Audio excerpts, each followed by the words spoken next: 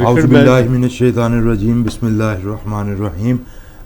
You are listening FM 98.6 اور اس وقت ہم لائیو ہیں. ہمارے ساتھ موجود ہوتے ہیں حسب سابق حسب روایت ہمارے سینئر اینالسٹ سابقہ صدر لاہور چیمبر میاں شفقت علی صاحب. السلام علیکم سر, خیریت سے ہیں؟ ٹھیک ٹھاک ہیں؟ شکر.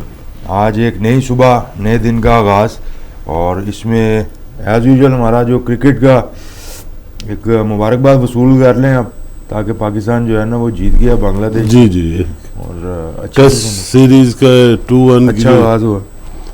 2 میچوں کی سیریز ہے, اس میں سے ایک جیت گیا.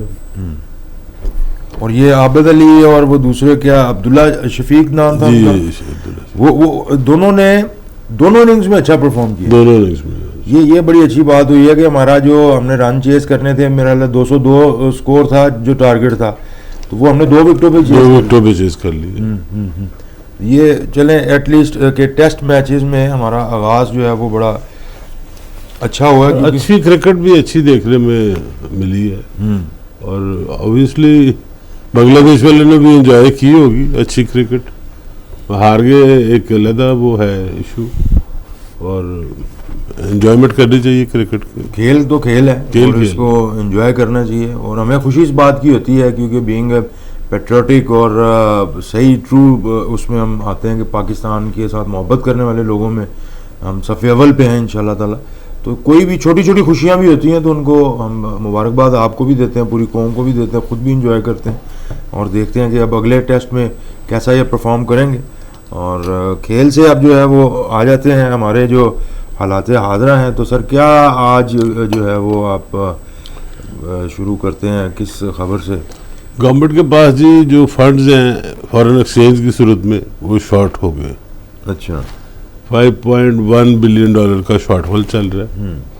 تو حکومت نے یہ فیصلہ کیا ہے کہ کچھ لگژری آئٹمس اور گاڑیاں جو ہیں وہ منگوانی بند کر دیں. ٹھیک ہے. تیار گاڑیاں جو ہیں, ٹھیک ہے, جو سمبل گاڑیاں ہیں ان کے پارٹس تو آئیں گے, ٹھیک ہے, مگر تیار گاڑیاں وہ گفٹ اسکیم والی نہیں, جو ویسے نئی گاڑیاں آ رہی تھی, ٹھیک ہے, اور ان کو انہوں نے فی الحال 6 مہینے کے لیے پابندی لگا دی ہے. ٹھیک ہے کہ یہ 6 مہینے ہم یہ چیزیں نہیں منگوائیں گے تاکہ ہمارا فارن ایکسچینج بچے. ٹھیک ہے. یہ ایک اہم فیصلہ گورنمنٹ نے کیا ہے. اس کے علاوہ گورنمنٹ نے یہ کہا جی گھی اور چائے کی پتی, ان 2 چیزوں کے علاوہ ہم اپنے خطے میں سب سے سستے. ٹھیک ہے. یہ انہوں نے کمپیریزن کر کے بتایا ہے. گھی اور چائے کی پتی, جی گھی اور چائے کی پتی کے علاوہ تھوڑی مہنگی ہے, یہ مہنگی ہے باقیوں سے. ٹھیک ہے. تو انہوں نے کہا جی ہم سب سے سستے ہیں. ٹھیک ہے. تو آلدو کمپیریزن اس طرح نہیں کیا جاتا. کمپیریزن یہ کیا جاتا ہے کہ آپ کی بائنگ کتنی ہے. اب آپ دبئی کے ساتھ کمپیریزن شروع کر دیں یا اس ملکوں کے ساتھ شروع کر دیں جہاں پہ آپ کی انکم زیادہ ہے, اور ان کے لیے تو میٹر نہیں کرتے ان چیزوں کا, تو ہمارے لیے بہت میٹر کرتا ہے کہ کیا ہماری انکم میں یہ بجٹ بن سکتا ہے. ٹھیک ہے. اس طرف توجہ نہیں کی. یہ جو اکنامکس ہے نا, اس کے کون سے اینگل دکھانے آپ نے, وہ بڑا گمک ہے ایک. وہ انہوں نے کہا جی ہم تو سب سے سستے ہیں. ٹھیک ہے. ہم تو پیٹرول میں بھی سستے ہیں, ہم تو ہر چیز میں سستے ہیں, مگر آپ کی انکم بھی اتنی ہے, وہ بھی ساتھ کمپیریزن کریں کہ ایک جو فکس سیلری پرسن ہے وہ اپنا بجٹ بنا سکتا ہے. پہلے تو ہوتا تھا میاں بیوی دونوں ملا کے تو بجٹ بن جاتا تھا, اب اس سے بھی نہیں بن سکتا.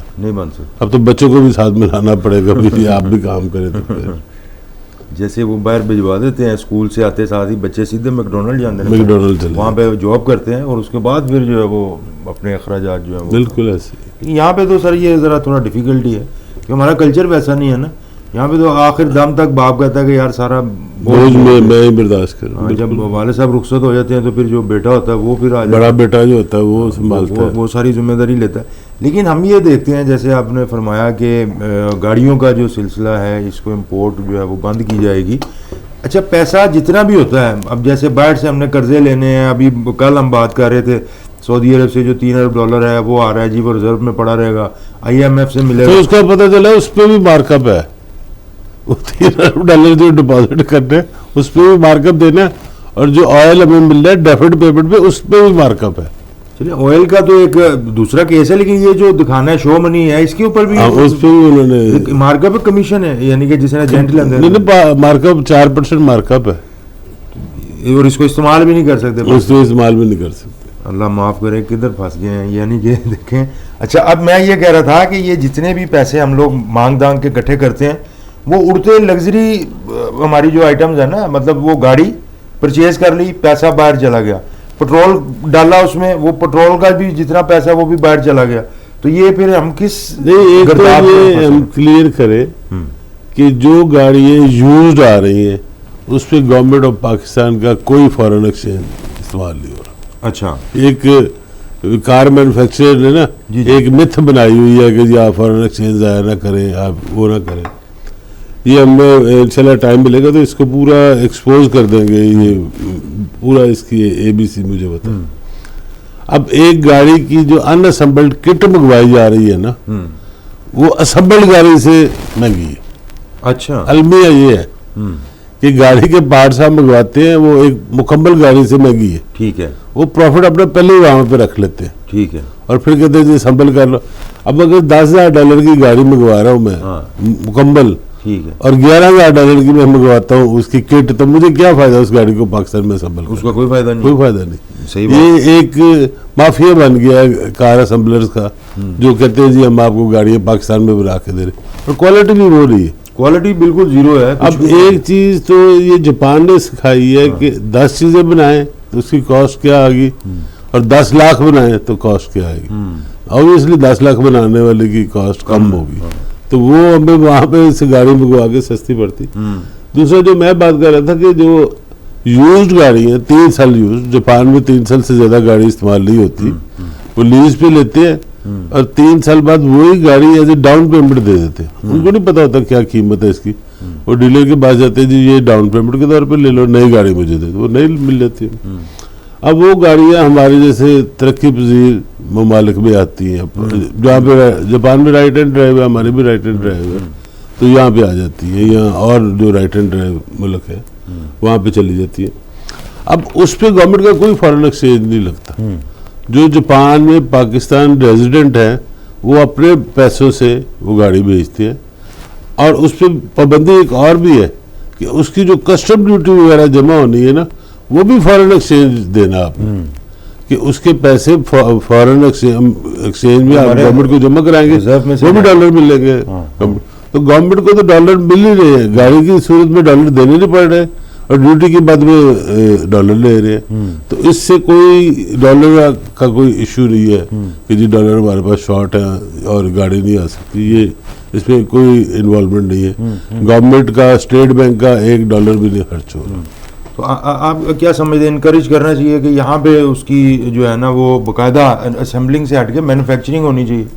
دیکھیں جو ان کے ساتھ کانٹریکٹ ہے ہمارا وہ ڈیلیشن پروگرام ہے. اچھا, کہ آپ گاڑی کو 5 سال میں 80% پاکستان کے اندر بنائیں گے, اور یہ کیا کرتے ہیں کہ پاکستان کے اندر یہ پارٹ اگر جو نہیں بنوائے اس کو کمرشل امپورٹ کر لیتے ہیں. آپ کو کہیں گے جی یہ مجھے چیز امپورٹ کر دے, کچھ مجھے کہیں گے جی میں امپورٹ کر دوں گا اور لا کے پھر سپلائی کر دوں گا ان کو.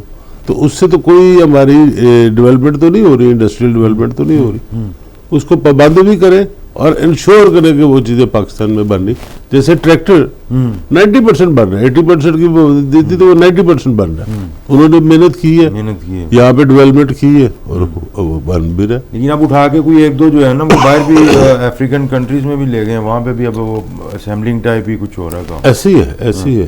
اچھا, ایک اس کے اندر یہ بتائیں, کیونکہ ماشاءاللہ سے آپ نے بھی ساری زندگی ایک ٹریولنگ بھی کی ہے, سفر بھی کرتے رہے ہیں, گھومتے پھرتے رہے ہیں, کاروباری سلسلے میں بھی آتے جاتے رہے ہیں. باہر ہم نے بھی یہ دیکھا ہے کہ بڑے معقول سے پیسے دے کے نا آپ کو رینٹ پہ گاڑی مل جاتی ہے, اور بڑی اچھی, یعنی کہ جو آپ کو جرمن برانڈ کی گاڑیاں ملتی ہیں. یہاں پہ تو جیپنیز گاڑی کا مصیبت پڑی ہوتی ہے نا. تو یہ اتنے سستے ریٹس پہ آپ پرچیز بھی کر سکتے ہیں. بعض اوقات یہ بھی ہم نے کمپیریزن کرنے کی کوشش کی, کہیں ہم آسٹریلیا میں تھے تو کہ یار یہ اتنے پیسے ہم نے اس کو رینٹ کے دینے ہیں, تو یہ $2,000 اگر ایکسٹرا پے کرے تو گاڑی ہماری ہو جاتی ہے, تو اس کو لے کے پورا مہینہ جو ہے نا وہ کھیلتے ہیں, اس کے بعد ادھر ہی کہیں چھوڑ دیں گے. تو یہ والا جو چکر پاکستانیوں کے ساتھ ہو رہا ہے, ان نیچرل پرائزز ہیں, ان ریئل پرائزز ہیں, تو یہ اس کے اوپر اپنا کچھ حکومت نے کوئی سوچا نہیں ہوا کہ یہ لوگوں کو کب نکالنا اس مصیبت سے؟ مجھے بڑی اچھی طرح یاد ہے, آج سے 15 سال پہلے میرے ایک کزن تھے جاپان میں, وہ بزنس کر رہے تھے گاڑیوں کا. انہوں نے واقعہ سنایا کہ ایک جگہ میں گاڑی لینے گیا تو اس نے کوئی تھوڑی سی قیمت بتائی, بہت معمولی, کوئی $100 200 ایسی, اور اس نے کہا جی پابندی تم پہ یہ ہے کہ یہ گاڑی تو تم لو گے پیسے دے کے, ٹھیک ہے, وہ ساتھ والی جو کھڑی ہے نا جو بہت پرانی ہے, ہاں, وہ گاڑی بھی تم لے کے جاؤ گے فری میں لے کے جانا ضروری ہے. جس طرح اسٹیل مل چالوکیٹ کرتے سی نال پیکٹ چکنا, وہ اچھا اس نے کہا جی وہ میرے پاس یہ ایک ہی گاڑی ٹو کر کے لے کے جا سکتا ہوں, تو اس کو پہلے لے کے جاؤ گے, اس کو بعد میں لے کے جاؤ گے. تو کسی زمانے میں جاپان میں ایسے بھی ملتی تھی گاڑی, چھٹکارا حاصل کر, چھٹکارا حاصل, ان کو جگہ چاہیے ہوتی, جگہ کی بڑی شارٹیج ہے. تو 3 سال بعد تو وہ سمجھتے ہیں گاڑی ہمارے لیے کوئی فائدہ نہیں اس کا, یہ آپ رکھیں. تو آپ جس گاڑی کی بات کر رہے ہیں جو آپ کو تھوڑے سے $2-3,000 میں مل جاتی ہے, ہم جب امریکہ میں تھے تو ہم نے $500 $400 کی بھی گاڑی لی ہوئی تھی جو ٹھیک ٹھاک چلتی تھی, اور چھوٹی موٹی ریپیئر ہم خود کر لیتے تھے, ہمیں تھوڑا سا بندے کو سمجھ ہوتی ہے. تو وہ بلکہ جو ہمارے صابقہ صدر ملک طاہر صاحب, وہ تو ہمیشہ ایسی گاڑی رکھتے تھے, 2 دروازے ہیں اس کے, ہنچ بیک ہے, یہ آؤٹ آف دی مارکیٹ گاڑی ہوتی ہے, یہ بڑی سستی مل جاتی ہے. تو آپ چلاتے رہے جتنی دیر چلتی ہے ٹھیک ہے, باقی پھر جنک یارڈ کو دے دیں. نیک ٹرن اراؤنڈ اس کو بولتے ہیں, کہ وہ ایسی گاڑی پھر لوگ دیکھتے بھی ہیں کہ یار یہ بڑی کوئی کلاسک کار ہے یا کوئی اینٹیک کار ہے.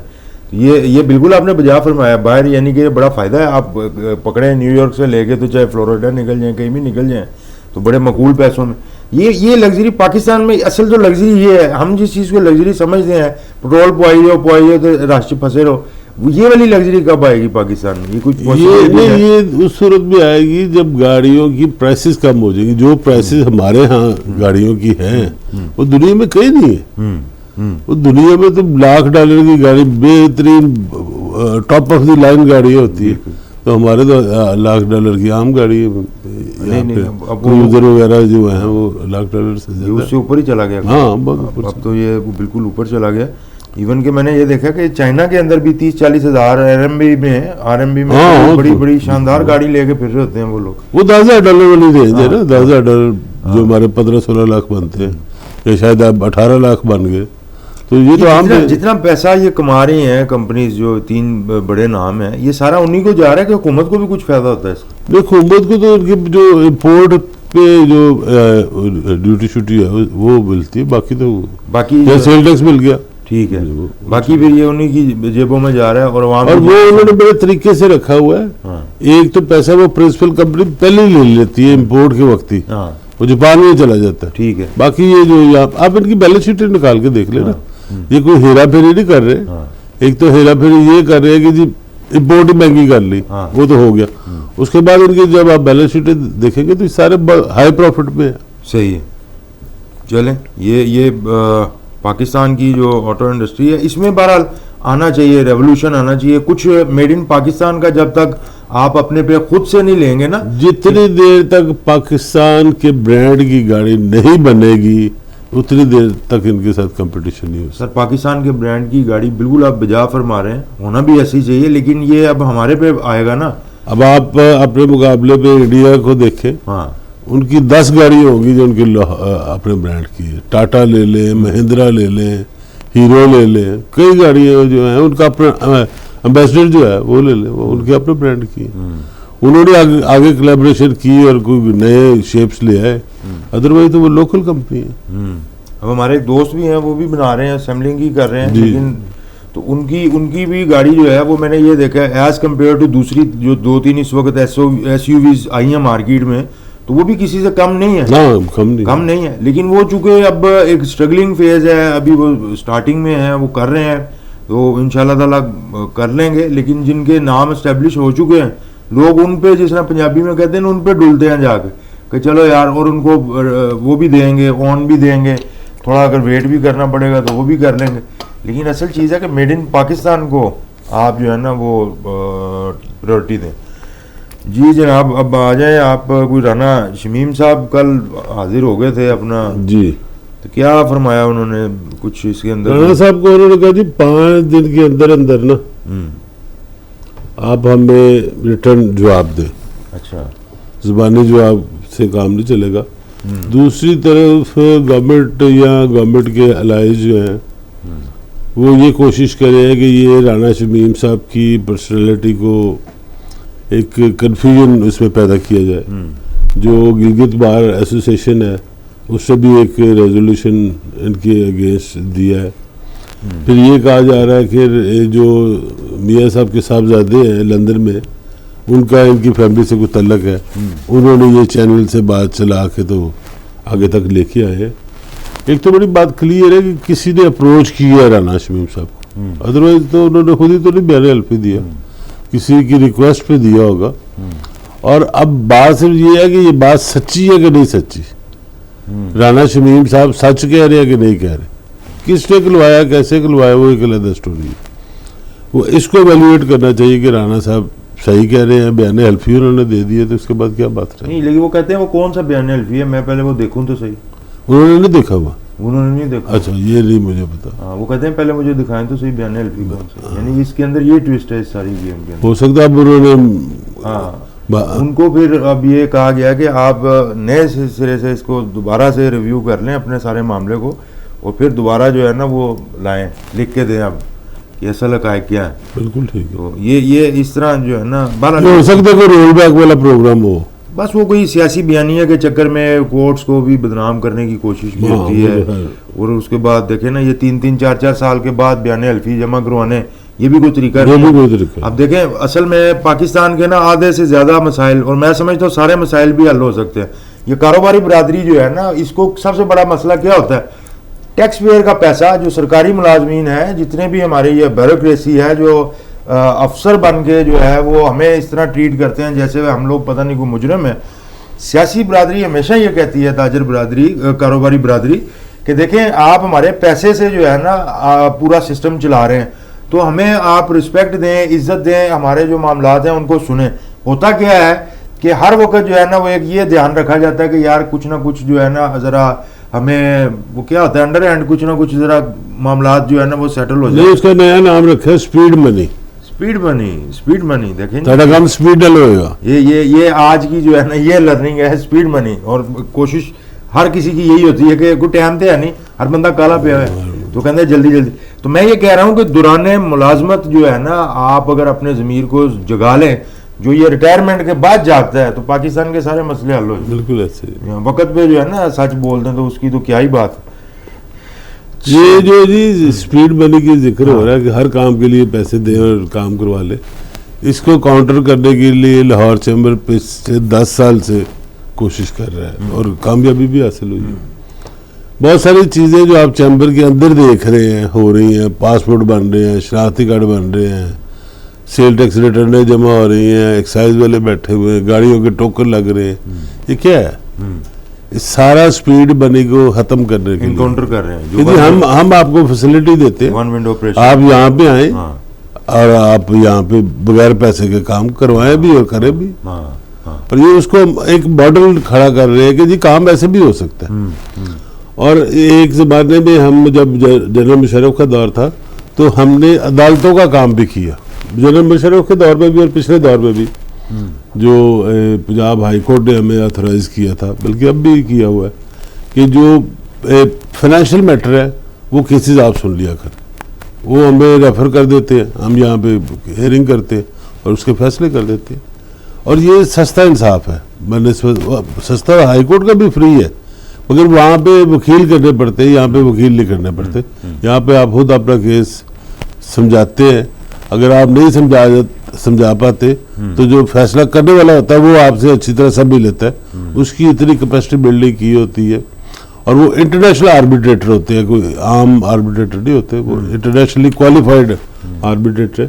تو اس چیز کو ہم نے کافی حد تک کم کیا ہے, مگر یہ صرف ہمارے ممبران کے لیے ہے, پورے لاہور شہر کے شہریوں کے لیے نہیں ہے.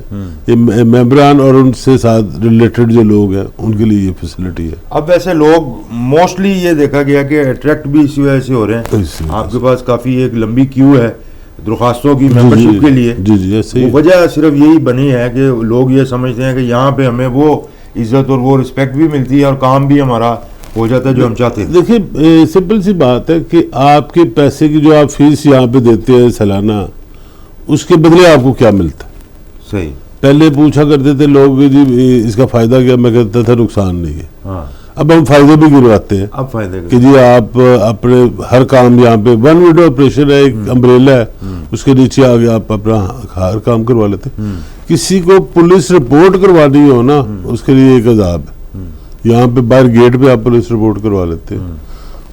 خدمت سینٹر بنا ہوا 12 کریکٹر سرٹیفکیٹ بنوانا ہے آپ نے یہاں بنوا لیں. کوئی پولیس سے کوئی 12 ان کی خدمات جو ہیں وہ یہاں پہ, اور وہ انڈر سپرویژن ہے, کوئی لین دین کوئی ایشو نہیں ہے, آپ کا جائز کام میں ہو جانا. یہ ہمارے جو گزشتہ 3-4 جو کنٹینیوٹی میں پریزیڈنٹ آئے ہیں, ملک طاہر صاحب نے ملک طاہر جاوید صاحب جو ہے نا, یہ اصل میں دیکھیں یہ لوگ یہ سمجھتے ہیں کہ ایک دن میں یا ایک رات میں, ایک دن میں نہیں ہو سکتا. یہ ایک پوری کنٹینیوٹی ہوتی ہے. اس کے اوپر طاہر جاوید ملک صاحب کی بڑی انتھک محنت, بڑی کوشش, اس کے بعد الماس حیدر صاحب آئے ہیں, انہوں نے بڑا کام کیا. عرفان اقبال شیخ صاحب کی گڈ لک ہے, وہ ویسے لکی مین کہ وہ پھر جب آپ کو ایک بنا بنایا سارا ایک سسٹم جو ہے نا اس کو پھر آپ آپریشنل کر دیتے ہیں تو obviously credit goes to you. تو عرفان اقبال صاحب کا ایک سٹائل جو میں نے دیکھا ہے نا, جی کہ میں نے کہا کہ جی پرائم منسٹر سے بات کرنی ہے آپ کا, اس وقت وہ وائس پریزیڈنٹ تھے, یہ بھی کر لیتے ہیں. انہوں نے پرائم منسٹر کو نہیں بلایا, ان کو ان کی بیگم کو ملا دیا فون. میں کہا یار تم نے پرائم منسٹر کو بلانا تھا. میرا پرائم منسٹر تو واقف نہیں ہے, بیگم میرے پاس شاپنگ کرتی ہے تو میرے پاس اس کا نمبر ہے. ایکسیلنٹ. اچھا ان کو بلایا, ان کو ریکویسٹ کی کہ جی اس طرح پرائم منسٹر صاحب سے بات ہی ہو رہی ہے, ہماری کوشش ہم کر رہے ہیں, آپ بند کریں فون. آدھے گھنٹے بعد پرائم منسٹر کا فون آ گیا کہ آپ بتائیے کیا کام. جب ہوم منسٹری کو ایکٹیو کر دیتے ہیں آپ تو وہ تو پھر کام ہونا ہی ہونا ہے. بیگم نے جب کہہ رہے کہ یہ کام کرو نہیں فلانا تمہیں ڈھونڈ رہا ہے. دیکھو وزیر اعظم ہو گئے تو پاکستان تو میرے تھے نہیں گئے. چلیں جی, تو وہ ان کا یہ بیک ڈور جو ڈپلومیسی تھی نا وہ بڑی اسٹرانگ تھی. عرفان اقبال شیخ صاحب ہیٹس آف ٹو یو. زبردست جی, بڑی خوشی ہوئی ہے یہ سن کے. گڈ لک جی, الیکشن بھی لڑ رہے ہیں اب فیڈریشن کا, بیسٹ آف لک فار ان کے لیے نیک خواہشات کا. پورے ملک کی جو بزنس کمیونٹی ہے اس کے لیے بڑا ایک اچھا جو ہے نا وہ یہ ہم یہ سمجھتے ہیں سائن ہے کہ آپ جو ہے وہ پوری ذمہ داری اپنے کندھوں پہ لے کے وہ آئیں گے, اور انشاءاللہ آپ کر لیں گے کیونکہ آپ کر سکتے ہیں. ہاں سب کو آپ پہ اعتماد ہے. سر ایک چھوٹی سی بریک لے لیتے ہیں, بریک کے بعد جو ہے نا دوبارہ انشاءاللہ اپنا کنٹینیو کریں گے. اسٹے ٹیون ود اس.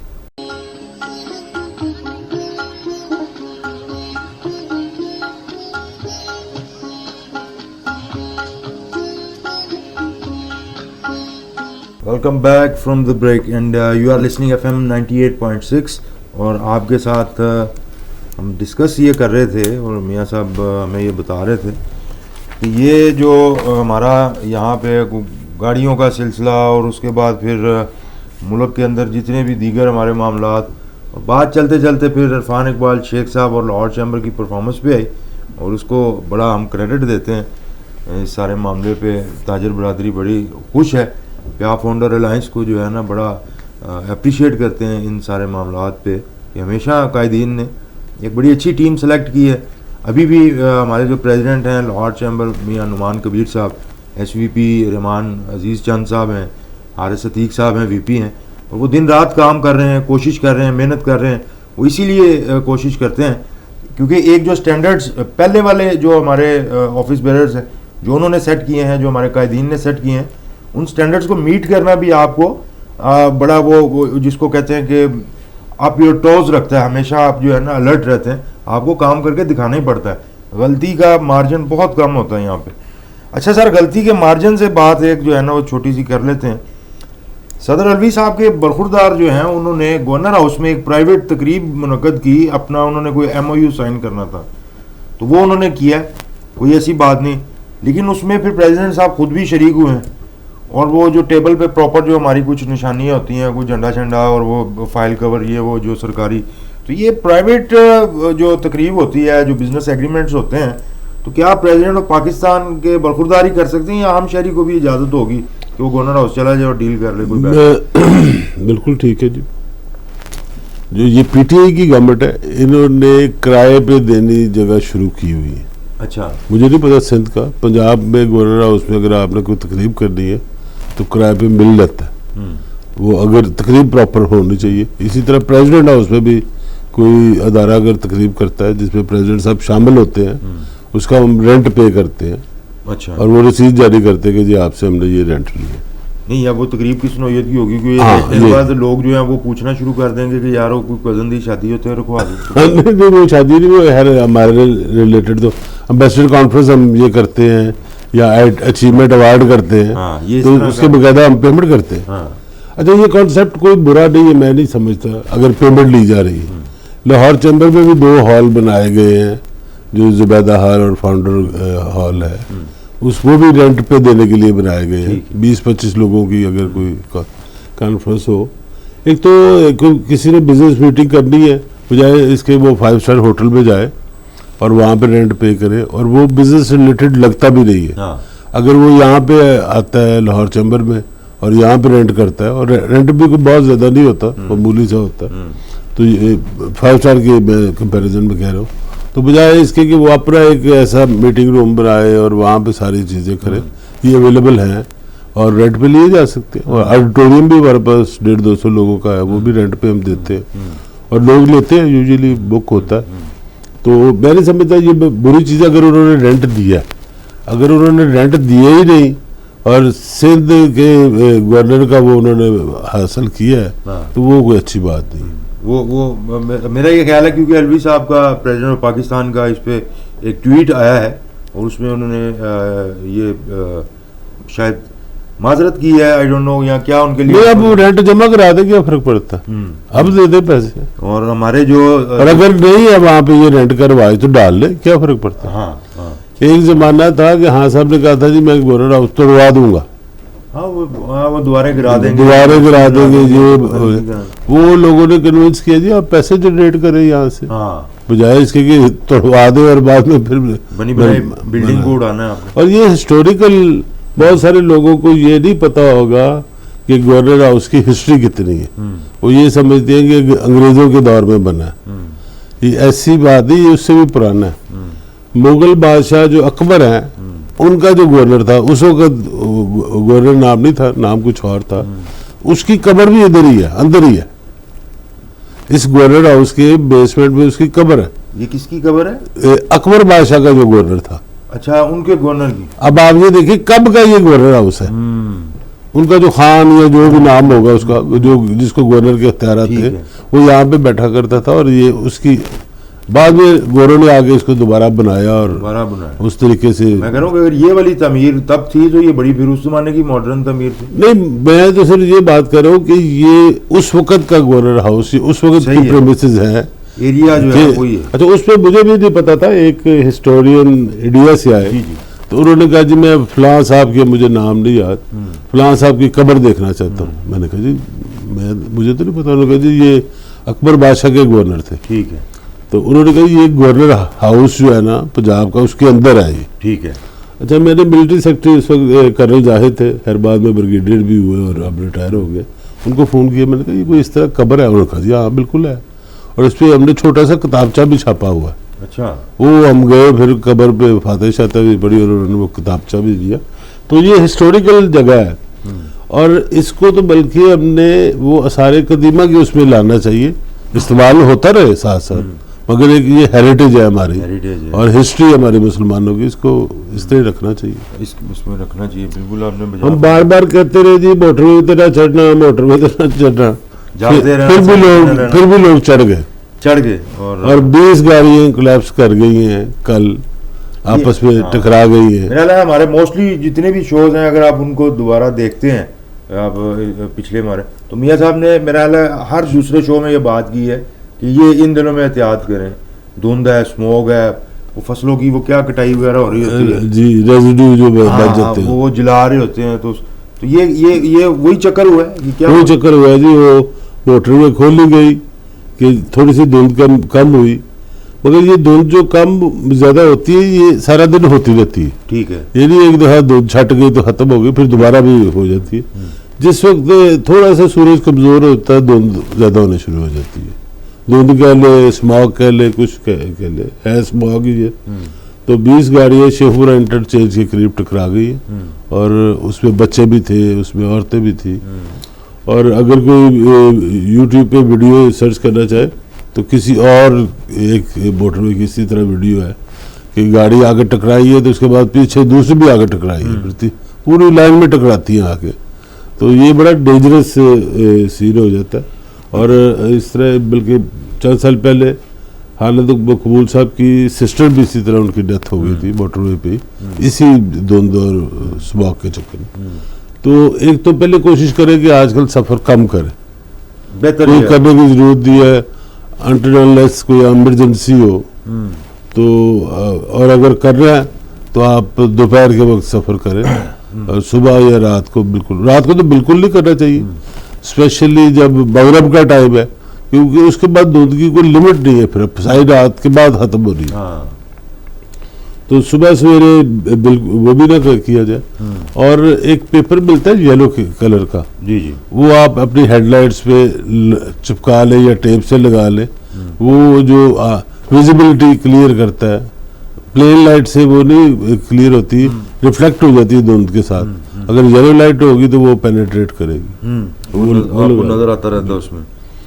ایک اور بڑی خوش آئند خبر ہے جی کہ سی ایم صاحب بھی بولے ہیں, ہمارے بزدار صاحب, جی جی انہوں نے چیف سیکرٹری صاحب کو آرڈر کیا ہے کہ سارے اسکولوں میں آغاز جو ہو تعلیم کا وہ درود شریف کے ساتھ ہونا. سبحان اللہ جی, یہ بڑی ایک نیک کام ہے. سبحان اللہ. اور ہمارا ایمان ہے کہ جو کام درود شریف سے شروع ہوگا وہ نیکی ہوگی. ہزاروں درود, ہزاروں سلام.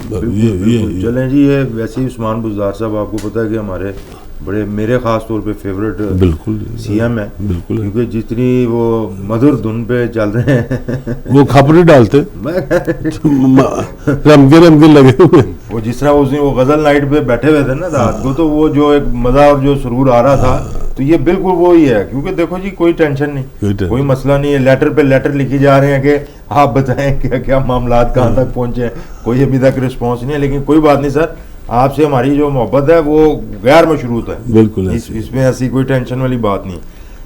اومیکرون جو ہے جی اس نے اپنے پر پھیلانے شروع کر دی ہے یورپ میں, تو وہ بہت سنجیدہ مسئلہ بنا ہوا ہے, اور اللہ کرے کہ پاکستان اس سے بچا رہے. جی جی, آلدو ہمارے جو منسٹر صاحب ہیں انہوں نے کہا جی بچنا مشکل ہے. ابھی سارے جو یورپ کے بڑے ہیں G7 سر جوڑ کے بیٹھ گئے ہیں کہ جی کس طرح اس سے نپٹا جائے. انہوں نے جو ریسٹورنٹ وغیرہ ہیں وہ تو ان کی کیپیسٹی آدھی کر دی ہے, کراچی میں بھی آدھی کر دی گئی ہے, اور شادیوں پہ بھی پابندی لگ گئی کہ 300 سے بڑی شادی نہیں ہوگی. تو یہ ایک وہ قدم ہے جو ابھی آنے سے پہلے اٹھائے جا رہے ہیں. تو ویسے بھی جو کرونا ہے اس کی پرسنٹیج 0.58 سے واپس آگے 0.9% چلی گئی ہے, بڑھ گیا ہے, بلکہ آلموسٹ ڈبل ہو گیا. تو کیئرفل ہمیں رہنا چاہیے. اس میں تو وہ یہ کہہ رہے ہیں نا کہ بوسٹر ڈوز جو ہے وہ اب لگوانی پڑے گی, لازمی کر دی انہوں نے کہ بوسٹر. اچھا, لاہور میں جو ہے وہ ساتھ ہی جو ایکسپو سینٹر ہے وہ اس کو بند بھی کر دیا ہے. یہ پھر عوام کو فیسیلیٹیٹ تو کرنا چاہیے, وہ دوبارہ کھل جائے گا اگر خدا نہ خواستہ کو بڑھے. ابھی تو لاہور میں کم ہی کنٹرولڈ ہی ہے. صحیح ہے. چلیں, اللہ تعالیٰ سب کو اپنے حفظ و امان میں رکھے. اور دوسرا جو ہے نا جی, ایک بڑا سپریم کورٹ نے بڑا اسٹرکٹلی ان کو کنٹونمنٹ کے حوالے سے کہا گیا ہے کہ یہ جتنی بھی دفاعی جو ہماری چھاونیاں ہیں ان کو آپ بزنس پرپز کے لیے یوز نہیں کر سکتے. تو یہ سارا کراچی میں اور ادھر ادھر ان کو ڈیمولش کریں گے. تو یہ ہو جائے گا. اچھا, میں پوچھ رہا ہوں ہو جائے گا. نہیں, وہی تو میں سوچ رہا ہوں. یہ دیکھیں جی, اس طرح تو جتنے بھی آئین یہ کہتا ہے, قانون یہ کہتا ہے کہ جس پرپز کے لیے لوگوں کی لینڈ لی گئی ہے اسی پرپز کے لیے یوز ہوگی. اس میں والٹن ایئرپورٹ کا بھی کیس چل رہا ہے کہ وہ ایئرپورٹ کے لیے جگہ لی گئی تھی پرائیویٹ سیکٹر سے, اور وہ اب ایئرپورٹ ختم کر کے وہاں پہ کمرشل ہب بنانے لگے ہیں. یہاں شروع ہو گیا اس کی ٹینڈرنگ. تو قانون اس کی اجازت نہیں دیتا. وہ کہتا ہے جی آپ جگہ واپس کریں گے اونرز کو, اور وہ پھر ڈیسائیڈ کریں گے جی جو انہوں نے کرنا. تو یہ وائلیشن ہو رہی ہے پچھلے کئی سالوں سے. تو اس کو سپریم کورٹ نے اگر ٹیک اپ کیا تو بڑی اچھی بات ہے. وہ یہی کہہ رہے ہیں نا چیف جسٹس صاحب کہ انہوں نے سیکرٹری دفاع کو بڑی ایک سخت تنبیہ کی ہے, اور یہ کہا ہے کہ اگر سیدھی سی بات ہے جی, یہ چونکہ ہماری آرمی کا یہ کنٹرول ہے نا سارا, تو وہ اگر ان کی غیر قانونی تعمیرات کو ہم نہیں گرائیں گے, یہ چیف جسٹس صاحب نے فرمایا. ان کی بات کریں, ہم اپنے نہیں کر رہے. میں کہ دیکھو جی تو وہ کہہ رہے ہیں کہ اگر ان کی تعمیرات جو غیر قانونی ہیں ان کو نہیں گرایا جائے گا تو پھر ہم دوسری لوگوں کی کیسے گرائیں گے, کیسے. چیف جسٹس صاحب نے آسما جلانی کے اس پہ یہ بھی کہا تھا کہ جی مجھ پہ کوئی پریشر نہیں ہے, پہلے والوں کا میرے سے حساب نہ لے, میں کسی کا کوئی پریشر نہیں لیتا, میں اپنے ضمیر سے میں نے فیصلے کرنے. ایک اس دن بھی انہوں نے یہ بات کی تھی. کرد صاحب نے جو بات کی تھی اس کے جواب میں انہوں نے اپنا مدعا بیان کیا کہ جی میری عدالت جو ہے نا وہ آزاد ہے. تو لیٹس سی کہ یہ کروا سکتے ہیں کہ نہیں کروا سکتے. نہیں وہ یہ مجھے زیادہ اس میں انٹرسٹنگ اس لیے لگا ہے کہ وہاں پہ جو ہے نا کراچی میں جو کنٹونمنٹ کا ایریا ہے تو وہ کہتے ہیں کالا پول جو ہے اس کے ساتھ ایک دیوار تعمیر ہوئی ہے, وہ غیر قانونی ہے, وہ گرانی ہے, اور گرینڈ کنونشن ہال ہے. تو یہ شادیوں کے پرپز کے لیے جو بھی یوز کرتے ہیں, ایون دو کہ انہوں نے سیکرٹری صاحب نے تو یہ کہا تھا کہ یہ بھی ہماری دفاعی ضرورتیں ہیں اور ہماری جو افواج ہیں ان کا جوانوں کا مورال بلند کرنے کے لیے, کیونکہ ہم ریونیو جنریٹ کر لیتے ہیں تو بڑی دیگر ایکٹیویٹیز جو ہے نا ان پیسوں سے ہم کر سکتے ہیں. تو یہ ایک اسی دفاعی سارے معاملے کا ایک حصہ ہے.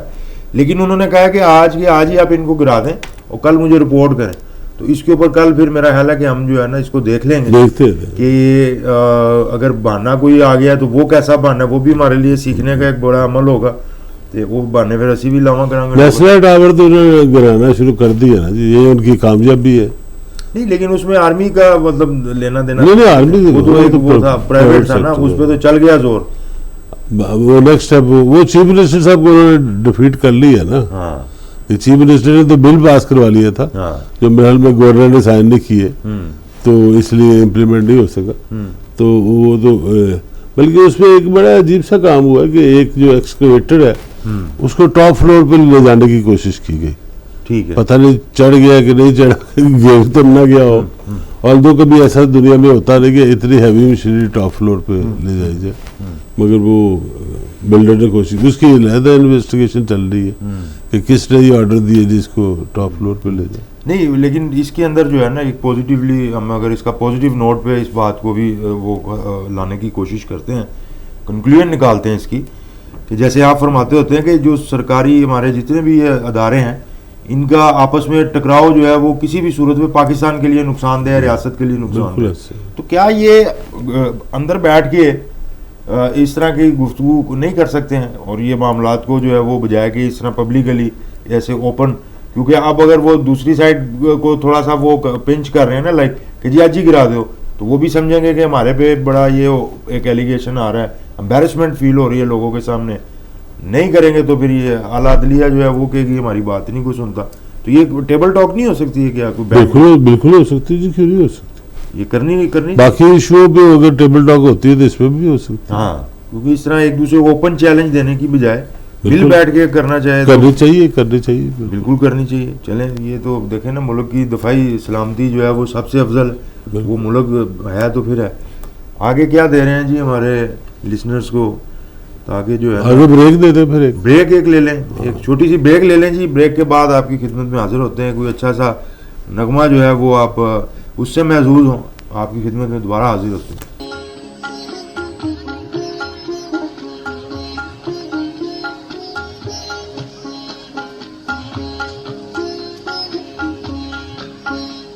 Welcome back from the break and you are listening FM 98.6 and we are in conversation with our most senior analyst میاں شفقت علی صاحب. اور اب ہم جو ہے میاں صاحب سے کچھ تھوڑا سا یہ سیکھنے کی کوشش کرتے ہیں کہ دیکھیں ساری حالات حاضرہ پہ گفتگو کرنی اور اس کے بعد سارے معاملات کو ڈسکس کرنا اور نچوڑ یہ نکلنا کہ انشاءاللہ چیزیں بہتر ہو جائیں گی.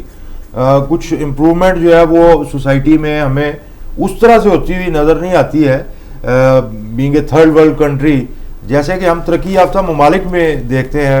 ابھی ہم نے شروع میں ایک جیسے سپیڈ منی کی بات کی تھی, تو کیا یہ کچھ اسپرچل سپیڈ بھی کچھ اس طرح کی ہو سکتی ہے کہ ہم کوئی ایسا کوئی سلسلہ جس کو بدریہ دعا اللہ تعالیٰ سے دعا کر کے کوئی معاملات کو بہتر کروا سکتے ہیں, کیونکہ وہ در تو کھلا ہی رہتا ہے نا جی, وہ تو بند نہیں. ناامیدی کفر ہے, 24 گھنٹے کھلا ہے, راؤنڈ دی ایئر کھلا ہے. وہ کوئی دعا کا بہت امپیکٹ ہے جی, جو اللہ تعالیٰ نے کچھ چیزیں ہمارے نصیب میں لکھ دی ہوتی ہے، کچھ نہیں لکھی ہوتی. تو دعا وہ ان چیزوں کو چینج کر سکتی ہے، جو میرا فارم بلیو ہے.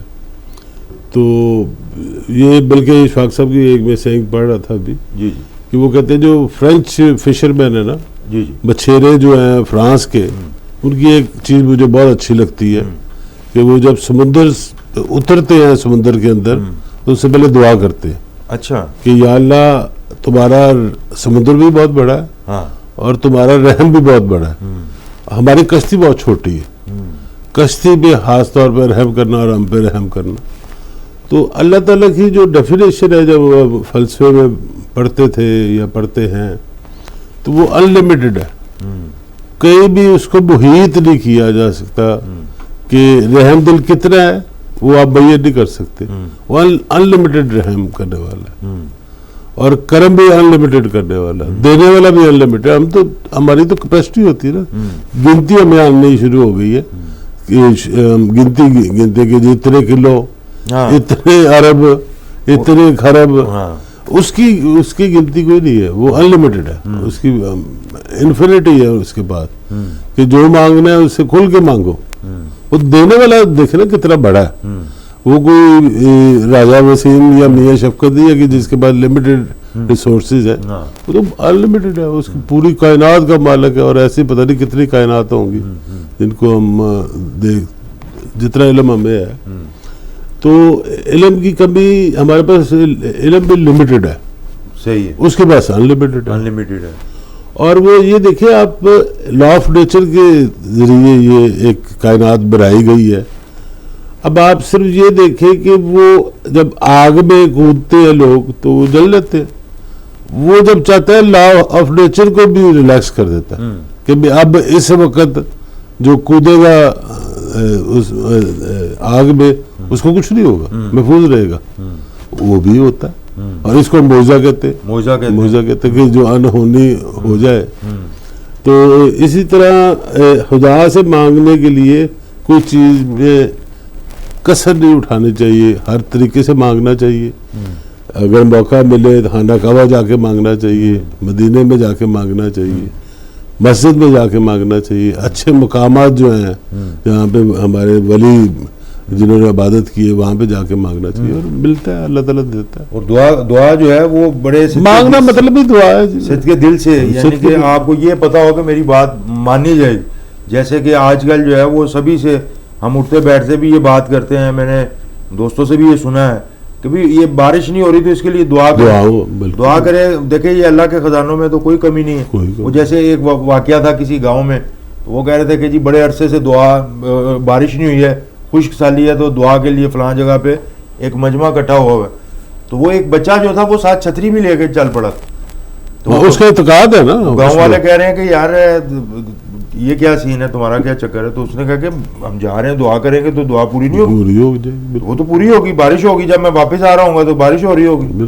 تو یہ والا جو ایک وہ ایلیمنٹ ہے وہ ہمارے اندر ہونا چاہیے، پھر ہماری دعا. اچھا بچے جو ہیں دیکھیں نا وہ بالکل پھولوں کی مانند ہوتے ہیں. ایک زمانے کی ٹھوکریں کھا کھا کے تو کئی بندے ایسے ہوتے ہیں جو کانٹے کی طرح ہو جاتے ہیں. اس پہ بھی تو کوئی آپ بتا رہے ہیں. یہ دیکھیں جی، اگر وہ کہتے ہیں جی میں گلاب تو نہیں بن سکتا، ہاں، مگر میں کانٹا نہ بنوں. اگر گلاب نہیں بن سکتا ہم یوزلی کیا کرتے ہیں، ہیرو نہیں بن سکے تو ویلن بن جاؤ. یہ گلاب اور کانٹے کی اسی طرح. ہاں صحیح کہہ رہے ہیں. وہ کہتے ہیں اگر آپ ویلن نہیں بنو گے تو کبھی نہ کبھی گلاب ضرور بن جاؤ گے.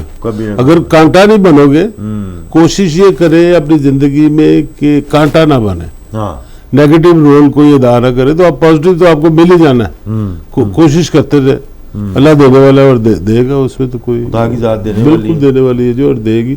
وہ صرف آپ کو دیکھ رہی ہوتی ہے کہ جی یہ کتنی محنت کر رہا ہے، کتنی دعا مانگ رہا ہے، کس دل سے مانگ رہا ہے.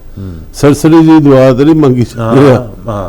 مطلب وہ جس کو کہتے ہیں کہ پوری دنیا جو ہے وہ ایک ایک کائنات کا ایک ایک ذرہ جو ہے وہ آپ کے لیے کوشش اس وقت کرتا ہے جب آپ دل سے کوشش کر رہے ہوتے ہیں. تو وہ اور اللہ کو بھی پتا ہوتا ہے. بالکل ایسے. اگر دیکھیں نا آپ اندر جان، اللہ سے زیادہ تو کوئی بھی نہیں جانتا نا جی. اندر تو اللہ کی ذات، بالکل آپ صحیح کہہ رہے ہیں. شارک سے زیادہ نزدیک ہونے کا کیا مطلب ہے کہ ہمارے اندر ہی ہے سارا کچھ جو بھی ہے. تو وہ ہم ایک دعا مانگ رہے ہوتے ہیں کیجول سی، لیکن وہ اللہ کو بھی پتہ ہوتا ہے کہ یہ ایک واقعہ یہی ہے. اب میں اس پہ نام میں نہیں یاد نہیں رہے مجھے کہ ایک امام صاحب جو ہے وہ پڑھا رہے تھے نماز اور پیچھے کو بزرگ نماز پڑھ رہے تھے. تو جب انہوں نے نماز پڑھا لی تو انہوں نے بزرگوں نے کہا جی آپ کی نماز جو ہے وہ دل سے پڑھائی ہے. ہاں بڑے دل سے پڑھائی. آپ تو یہ سوچ رہے تھے میں اپنا کٹا کھلا چھڈا کھوج نہ جا پوے. تو آپ تو یہ سوچ رہے تھے نماز کے دوران جب آپ پڑھا رہے تھے. اب وہ کیونکہ ان کو دیکھ رہے تھے وہ کہ جی یہ ریڈ کر رہے تھے اس کا ذہن کہ امام مسجد کا دھیان کسی اور طرف لگا ہوا ہے, پڑھا ہوا نماز رہا. تو یہ بڑی یکسوئی کے ساتھ نماز پڑھنی چاہیے, دعا کرنی چاہیے کہ اللہ تعالیٰ تو دیکھ رہا ہے کہ آپ کا ذہن کہیں اور ہے اور آپ رجوع اس کی طرف کیا ہے, تو اس چیز کو تو مائنڈ کرنا ہی کرنا ہے اس میں. اچھا یہ ہوتا ہے ویسے کیوں نہیں ہوتا؟ صحیح کہہ رہے ہیں آپ. یہ اس کے اندر اس بات کے اندر بڑا وزن لگتا ہے. ایک میں آپ کو بتاتا ہوں کہ ایک میٹنگ ہم کر رہے تھے, میٹنگ کے دوران نماز کا وقفہ ہو گیا تو ایک صاحب گئے نماز پڑھ کے واپس آئے. یار نماز پڑھتے پڑھتے میں سوچیا کہ انج کر لئیے. میں کہا جی تسی کسی نماز پڑھتے میں جی تسی سوچتے بھی ہو, وہ مائنڈ کر گئے اس چیز پہ. تو میں نے کہا جی یہ نماز کے وقت تو نہیں سوچتے, سوچنے کے لیے اور بڑے ٹائم ہوتے ہیں. نماز آپ اللہ تعالیٰ کے حضور ایسے ہی پڑھیں گے جی صرف وہیں پہ میں نے رجوع کرنا اور کہیں نہیں کرنا. تو یہ کئی دفعہ ذہن سلپ ہو جاتے ہیں, وہ ہم نہیں. یہ ویسے ہوتا ہے اکثر کہ نماز پڑھتے ہوئے خاص طور پہ آپ کو بڑی پلاننگ اور بڑے وہ چیزیں ذہن میں چل رہی ہے. اس کی کیا وجہ ہے؟ یہ وجہ ہے جی شیطان آپ کو ہٹا رہا ہوتا ہے کہ بھئی یہ سوچو تم, یہ آپ پہ غالب ہو جاتا ہے شیطان. اور اللہ تعالیٰ سے جو آپ رابطہ کر رہے ہیں اس کے درمیان میں اس کی ڈیوٹی ہے, اس پہ کرنا ہی کرنا ہے.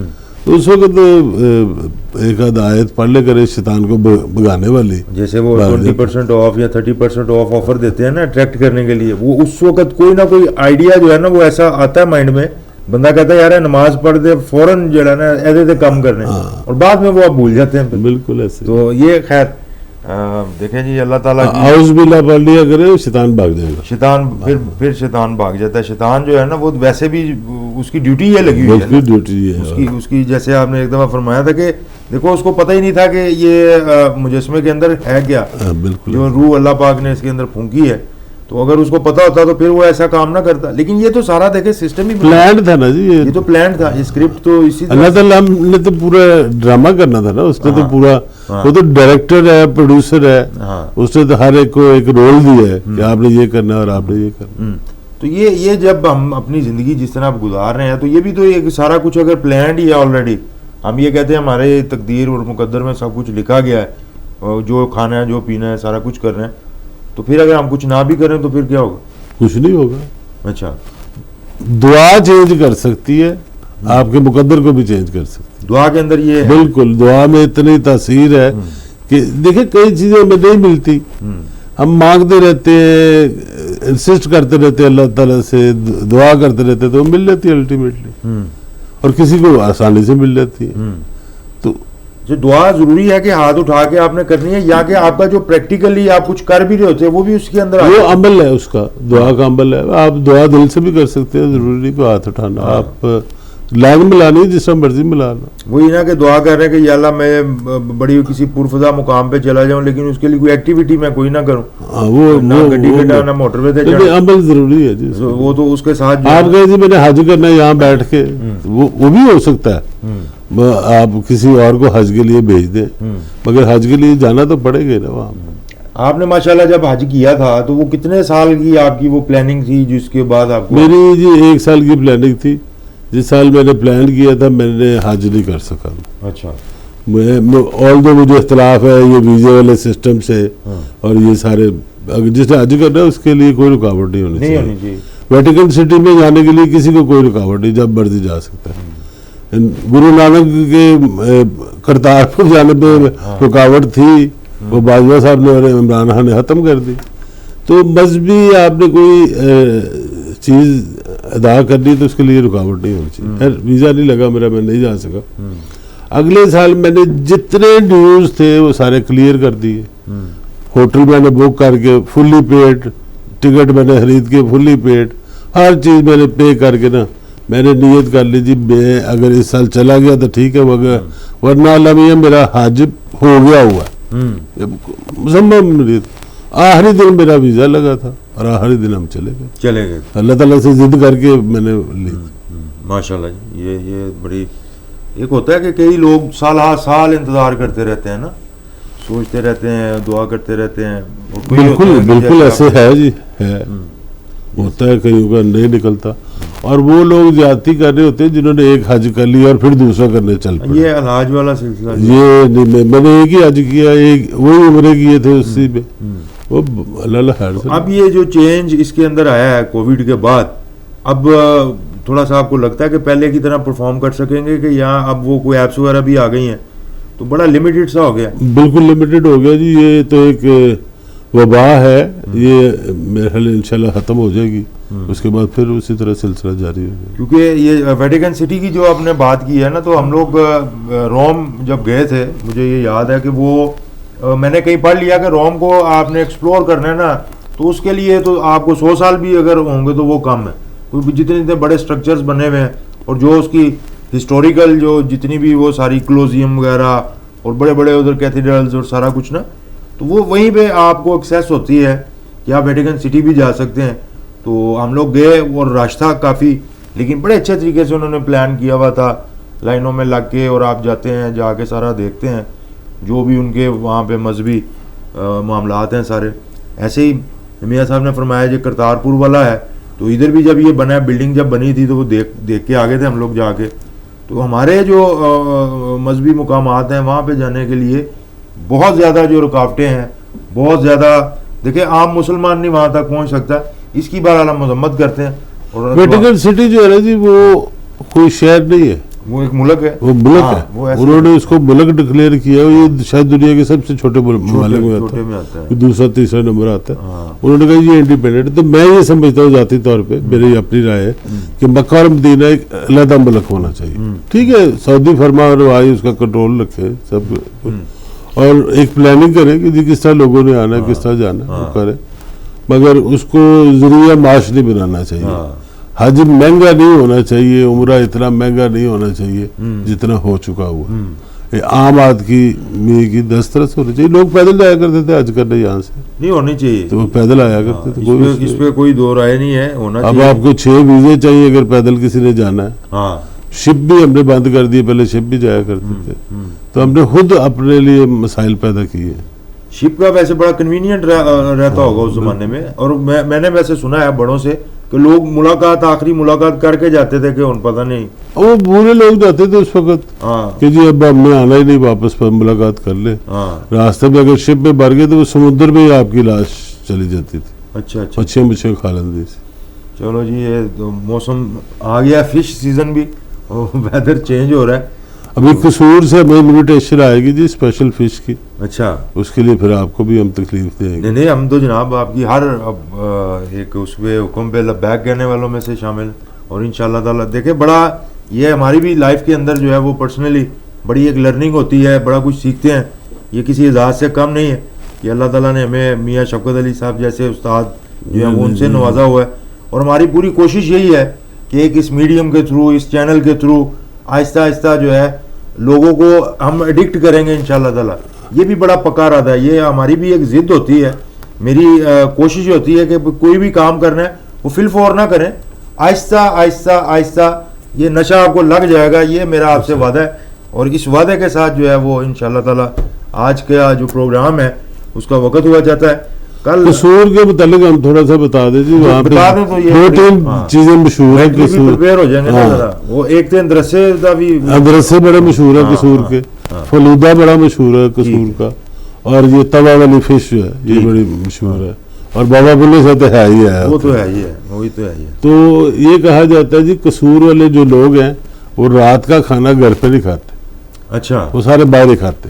ٹھیک ہے, تیار شہر ہو کے باہر جاتے ہیں, وہاں پہ رونق میلہ لگا ہوتا ہے, اور وہاں سے کھا کے آ جاتے ہیں, اور ساتھ کچھ پیک بھی کروا لیتے ہیں. اچھا, پھر رات اور بھوک لگے تو پھر کھا لیں. اس کا مطلب بڑی ہیپننگ سٹی ہے. وہاں بہت لائیو سٹی ہے جی, لائیو سٹی ہے جی. یہ پنجاب کا جو ہے نا یہ بھی ایک حسن ہے کہ رات کو بھی لاہور میں بھی تھا. اس کے اوپر ویسے کریں گے یہ بڑا مجھے 2-3 دوستوں نے کہا بھی تھا کہ جو پرانا لاہور ہے نا ہمارا, اس پہ جو وہ تھڑے پہ بیٹھنا, گپے لگانی, ایک کلچر ہے, کھابے شابے اور یہ وہ سارا, وہ وہاں پہ وہ داس کلچا تو یہ تو وہ, اس پہ میاں صاحب کا کافی نالج ہے, مجھے پتہ ہے اس چیز کو. تو انشاءاللہ یہ کسی دن اس چیز کو بھی لے آئیں گے اور آپ کے ساتھ ضرور ڈسکس کریں گے. تب تک کے لیے اپنا خیال رکھیں, اپنے عزیز و اقارب کا خیال رکھیں, گرد و نواح میں سب کا خیال رکھیں.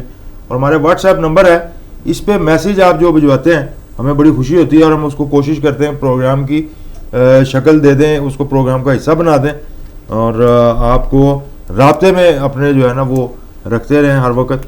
تو اپنا خیال رکھیں, ہمارے یوٹیوب چینل کو سبسکرائب کرنا مت بھولیے گا. بہت شکریہ, السلام علیکم.